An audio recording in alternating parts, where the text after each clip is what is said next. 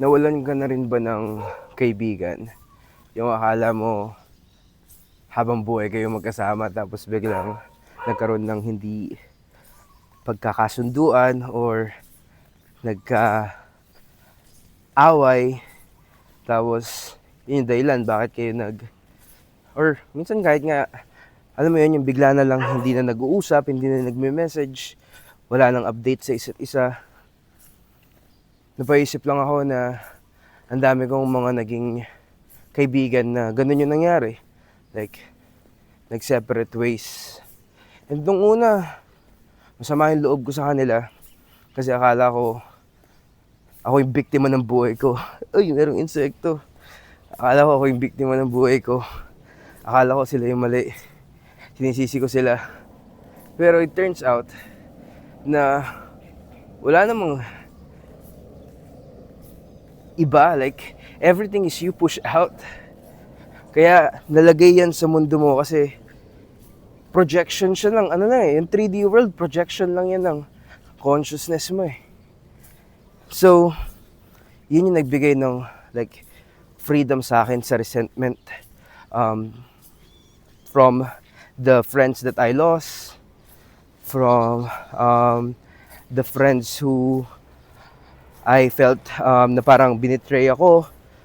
But right now, wala nang ganun. Wala nang ganung narrative ngayon na parang, kasi pwede ako mag-dwell dun sa state na yun na niloko nila ako, I felt like I was betrayed.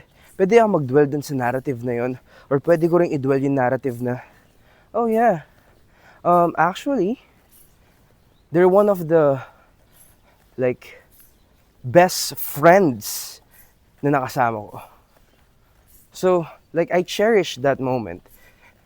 And inalala ko yung mga like what are really the happy memories na kinreate namin. And sabi ko, minsan lang kami nag-away, mas marami yung maganda namin na pagsamahan. So that gives me freedom, like inner freedom. Resentment is really like, it's a hell. It's a hell to resent others, to resent people.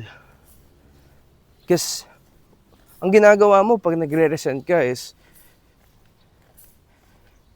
sinisisi mo yung labas sa inner state. Sinisisi mo yung labas kung bakit ganun yung inner state mo.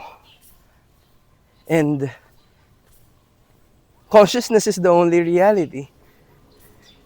Walang labas, di ba? This 3D reality is nothing but a projection of our state of being. And I don't know, that gives me so much freedom that I just want to share it here.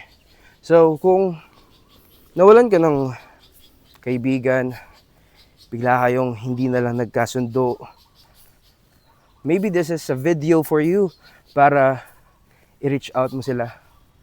Because why not?